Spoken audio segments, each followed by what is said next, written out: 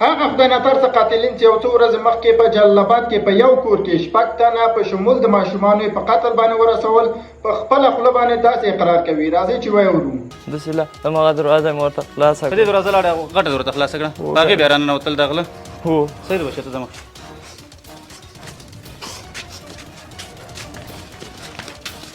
کوم تا کوي بچه کې وته لاندې کې وته مه وایه ما نور مې وایي زه در سره یم څنګه کې زه در سره یم هغه دلته څنګه کې بچې اوس یو راته ووایه بچه که نه ته صبر وکړه چې دی راشي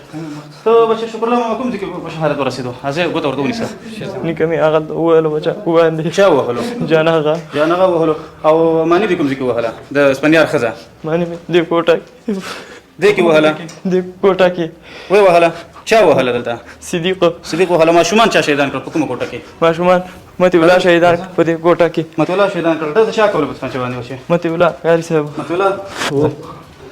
ماشومان دلته شهیدان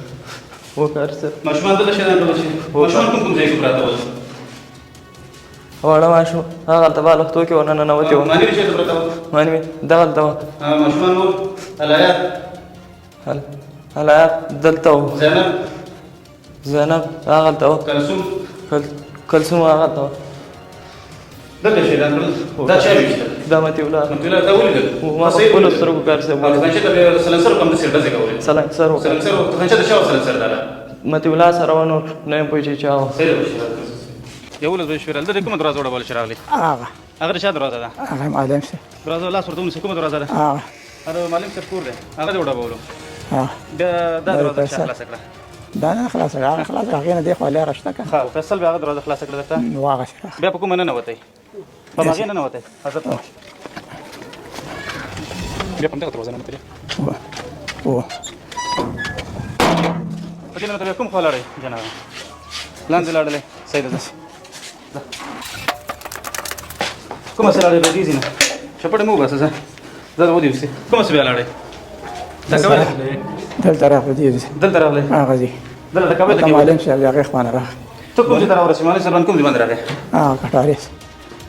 معلم صاحب د کوم ځای کې وه لاندې معلم صاحب د کوم ځای کې وهلو هغه لاندې نه راختو کړو کوم ځای کې راختو کې و دلته راختلو هغه ځي معلم صاحب کوم ځای ته راورسېدو هغه ورسره وکړل معلم صاحب کوم ځای ته هغه راورسېدو چېرته ځي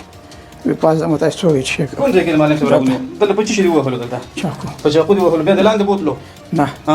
دلته ولې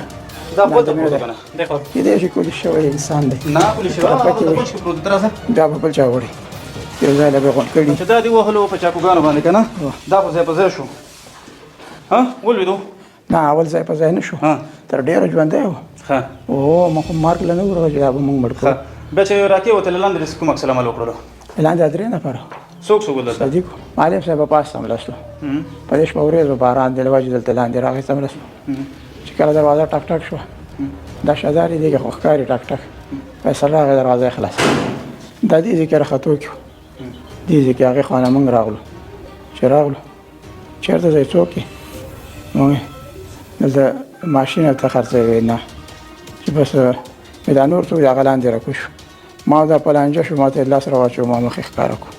چې مخې ښکاره کړو به وار پرې وکړو بس همدې نه رسوایي جوړه شوه من دغلته دغه ځای کې زه ولاړم دلته ننوتی او دلته ونوتلو پوه شوې د هغې د جاناغه شیرزمان کاکا کوم ځای کې په چړو وهلو هغې دلته پاس لکه چې ولې خدیزینو کې وهلو او دلته بیا شادمان کاکا دې ته چا راوړو دلته شادمان کاکا چا راوستو بیا په چاقوګانو ووهلو دلته هغوی چا راوستو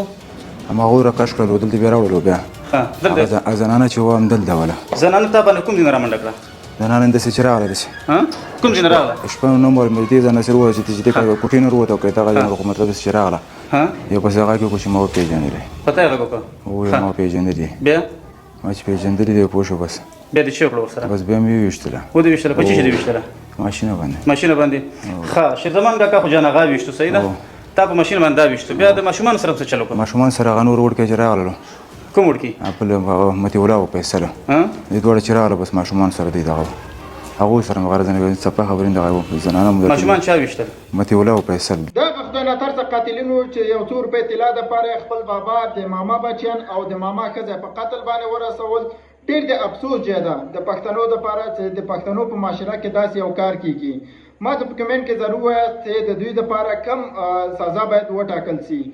ضرور خپل نظریات مو را سره شریک کړئ.